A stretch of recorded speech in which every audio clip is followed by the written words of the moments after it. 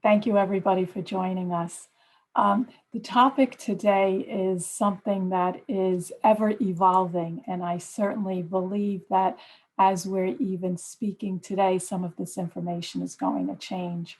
Um, we have quite a bit of information to share, but I just want to introduce Diana Nealman, my colleague, and she will give you a little background on the company. Good morning, everyone. Mary, thank you for the introduction. Kevin, thank you as well. For those of you who are familiar with us, just a little bit of a reminder of who Compensation Resources is.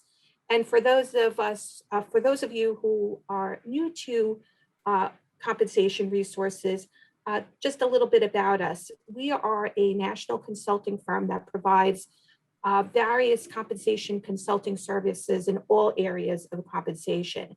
We serve publicly traded, privately held, and nonprofit organizations, as well as some government entities as well, providing a variety of services in executive compensation, salary administration, performance management.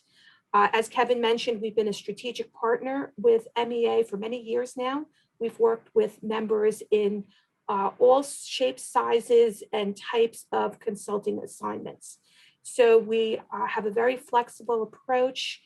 We work with you to help you achieve the goals of your project in whatever size project that may be.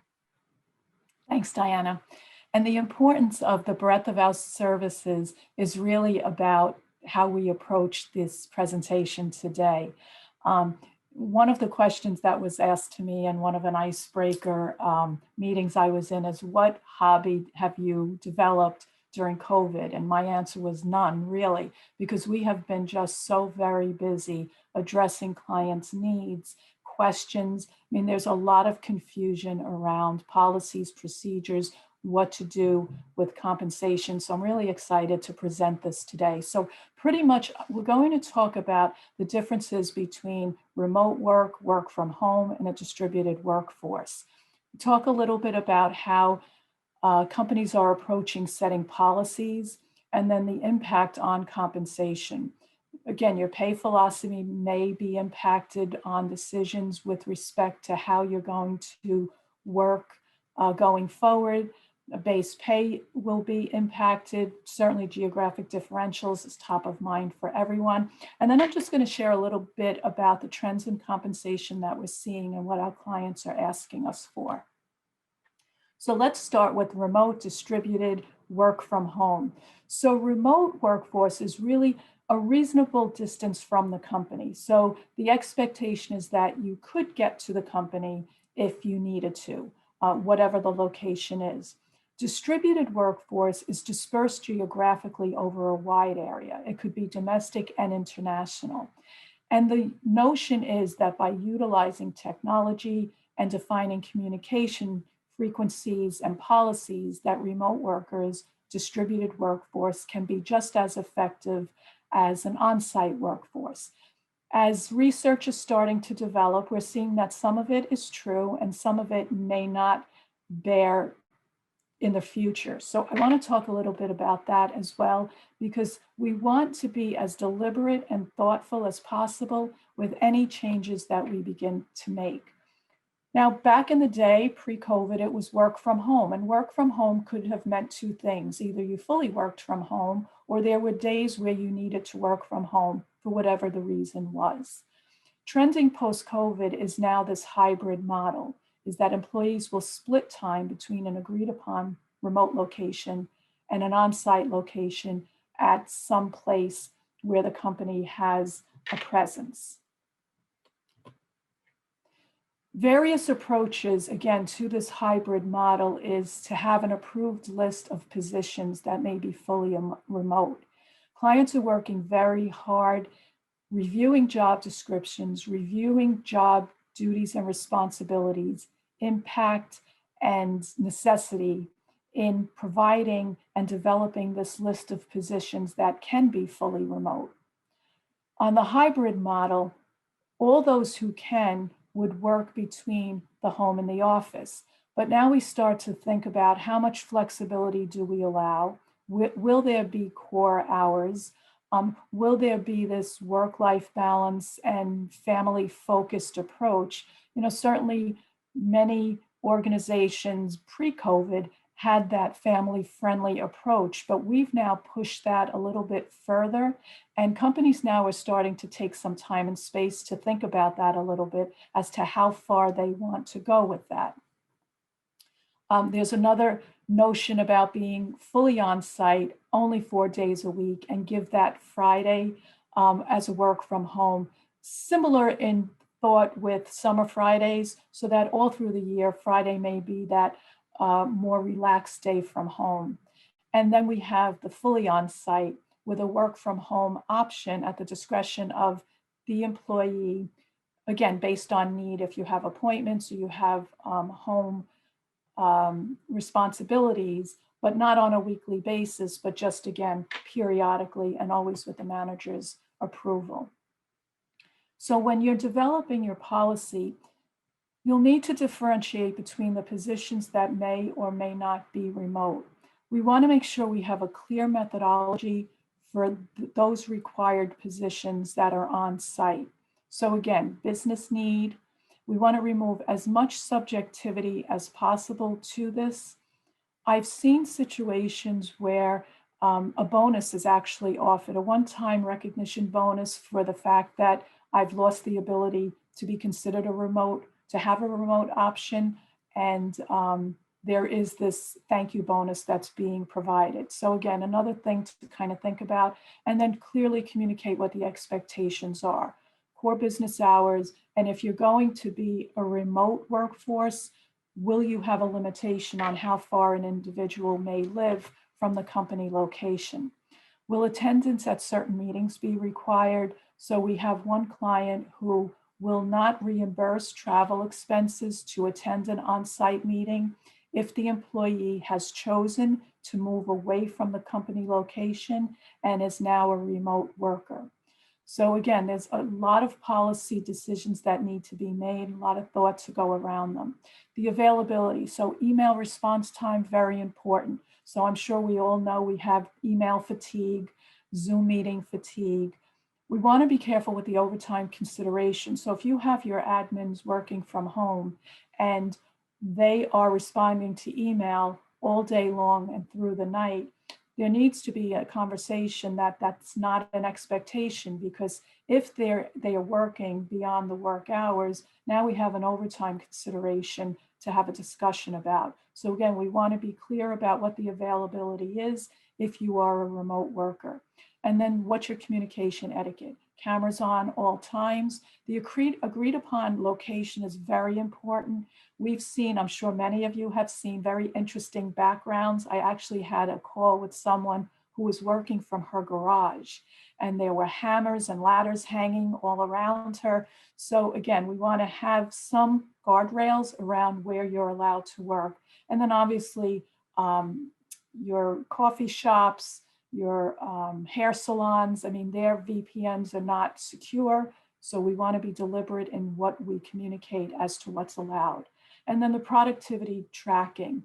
Can it be tracked? I mean, many of us know many of millennials who have learned the trick about jiggling their mouse, even if they're not working, if you're tracking mouse interaction on the computer. Will comp time still exist? Because if I have the ability to work from home and I have worked beyond my hours, will you give me comp time? What will that look like? And then how do we prevent burnout? Many of us know that our computer screens has really been our first home, and our homes have been our second home because of the ability to have dinner, come down, continue to work, email through our favorite television programs. So again, we want to be very careful about the policies. The impact on recruiting, I call inspiration versus desperation. So there came a time where, because of the tight labor market, people were desperate to get employees on board. And so they were casting the widest net possible and saying, you can live in Washington State and work for a location on the East Coast. We're absolutely fine with that. But now we're seeing that there are some challenges to fully remote work and having this distributed workforce. So again, think a little bit about what your company and its operations are going to look like 12 months from now before you go to a fully distributed workforce. And then, are remote interviews effective? I'm reading some pieces now that are directing us to some increase in poor hiring decisions during COVID based on the removal of in-person interviews. So we want to, think about that and then consider what your onboarding and training is going to look like. It's too soon to fully evaluate the impact of remote onboarding, but there isn't anything that would be questionable if you had a requirement for in-person training, even if that individual was going to be remote. So compensation considerations. There's a notion now, and again, it was just one article that I read from the New York Times, and it alluded to the fact that compensation may have been systemically low, and that's why we're seeing this tight labor market and this push to increase wages. The article stated that current worker compensation is at an all-time low as a percent of the GDP. There's been a lot of corporate consolidation. The notion is there's more talent out there than there used to be, and that corporate profits now make up a larger share of GDP. Therefore, companies can afford to respond to a growing increase in wages. Again, we've not bared that out as true. This is one article, but I certainly think it was a very interesting concept. And, have we grown accustomed to lower wages? Salary surveys are extremely important. Again, we rely very heavily on MEA surveys. We think they're great for empirical data. But we are finding that in some areas, highly skilled industries are suffering from a true lack of qualified workers, and that some small businesses cannot afford to absorb the higher wages. So again, using these salary surveys is important, but the art and science is that sometimes the salary survey data has to be massaged a little bit. We've sometimes put discounts on survey data. We're also putting premiums now on survey data to ensure that we can adjust to the need for certain talent. It's difficult to answer pay questions without reliable structures in place, empirical data, and so we have seen an exponential increase in questions about salary administration. I wanted to share with you a salary structure just to give you an idea of what this structured approach looks like when you're making salary decisions. So this has grades and ranges. We have minimum 30th, midpoint 70th, and maximum. So we start to look at the internal equity and external competitiveness, and how do we adjust for geographic changes in locations and high demand positions. This gives us some guardrails around our decisions. It gives us defensibility around decisions. And so this is something that we encourage you to develop before you start to make your decisions, and to have it based on empirical data. This is an example of a geographic differential chart that we've done. So the geodiffs have been anywhere from drilled down as close to city or state. We've also seen regional adjustments where a distributed workforce would be divided into regions. And then we look at the differential. Now you'll see the differentials aren't all that impactful within this group for this client. So if I go back up to my salary structure, the differences between the percentiles can certainly allow for the geographic differentials that would be applied based on this client's regions. We've also developed different structures for different regions. We've had hybrid structures. So again, a lot of art going into the science behind comp to address the needs of this very changing workforce that we're approaching. The position and range analysis is something that's also helpful because what it does is it slots your positions within your salary structure. And now you can see the positioning within each of the bands and the impact of those positions based on either their performance, where they sit geographically, and how the slotting may be impacted by your remote location distributed workforce policy. So again, this is a great tool to kind of model certain decisions that you're making around comp and how it's going to impact your population, not only externally, but also internally from an internal equity perspective. So again, real important, a great tool to develop for yourselves. You'll see if you look down at the accountant, we have two accountants, same market value, $5,000 difference. That put one in the low band and one in the middle band. It could be someone's new to the role. It could be a performance issue, or now we can layer in, it could be a location issue. So again, having some tools to work from to make these decisions, very, very important. So let's talk just a little bit about some of the trends we're seeing uh, and some considerations that you may want to consider. So some organizations are doing an across the board market increase for all positions, not at the same rate, but just to have some kind of increase to address the challenges they're facing with getting talent on board. We've actually heard of one of our clients who is, once someone is on board, they've actually given them $250 and 2 days of vacation to take within the first month of working there as a gift for accepting the position. So, I mean, people are getting very creative on what they're offering in order to get talent in the door. For the hybrid model, how will you determine your pay? So what area will dictate the base level of comp? Will you use national as your baseline and then geographically adjust the comp? Another interesting concept that we've had discussions with one of our clients on is if the geographic differential is based on where the employee lives, if the employee moves to a lower comp cost of living area, will their comp get adjusted downward? Now, the knee-jerk reaction is absolutely not, but this client is actually going to put that in as a policy that if we're paying you based on where you live and you move to a lower cost of living, your compensation is going to be affected. So again, I think there's a lot that's being done out there, but again, I encourage you to give some real thought to the impact. And then the cultural impact. So we've lost a little bit of culture in this remote workforce, and we want to make sure that we bring in all of our new policies to support our comp philosophy and the organizational construct.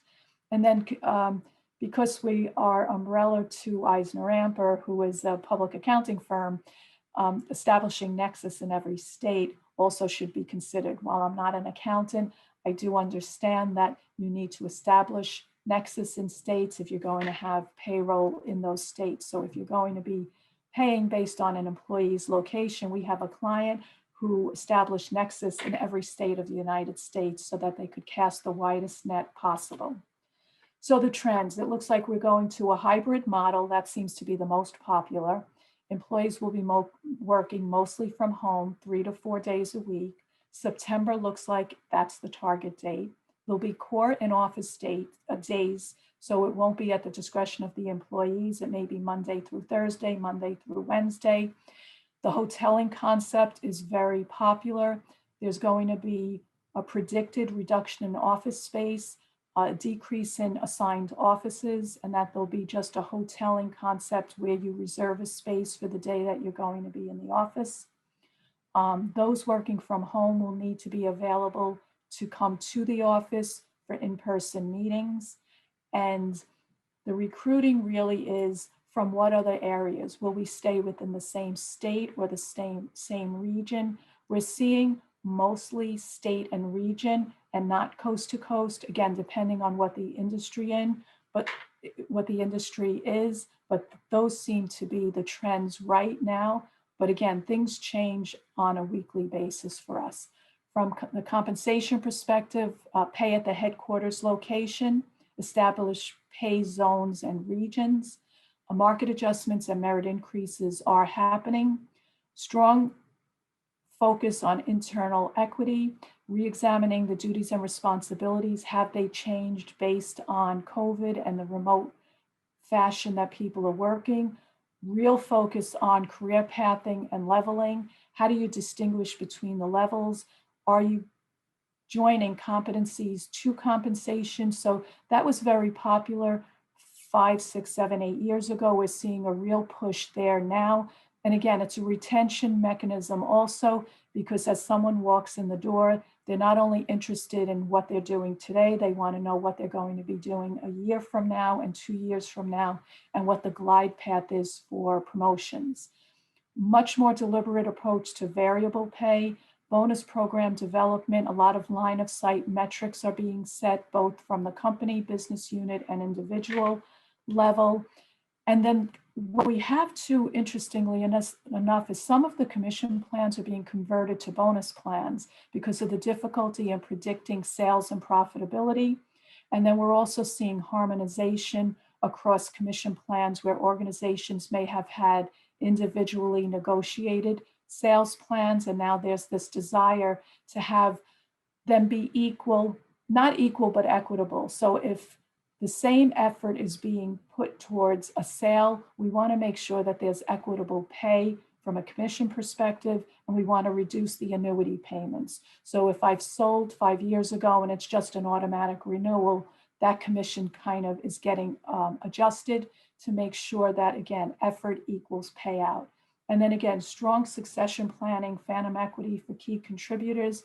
I think there was a realization that as people are moving between organizations, they want to have some glue and some effort put towards providing succession for key employees to give them encouragement to stay with the organization. So that's what I have. I know it's a lot, but there's ever-changing around policy and compensation. I'm happy to answer any questions that anybody has at this time.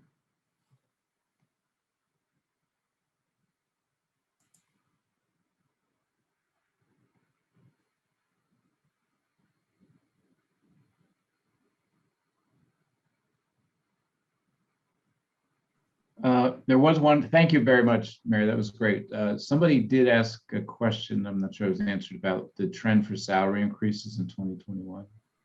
Yes, the salary increases are happening. We're seeing anywhere from 3 to 5%. Now, 5% is at the way high end, but again, there's a real recognition that people have worked extremely hard over the last year, and that there's a need to compete with the tight labor force out there.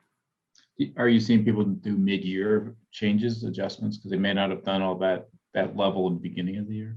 We did not this time. There may be a catch up for next year, but I think people were trying to set policy and decide who was staying and who was leaving, that we didn't see mid-year this year. All right. Well, thank you very much. It was great. And like I said, this is a dynamic state. So compensation is a partner of ours, and they're always keeping us up to date. And if there's something new, we'll be sure to bring them back for a town hall. So thank you, Mary and Diana. Thank you. Thanks, everyone. Thank you. All right.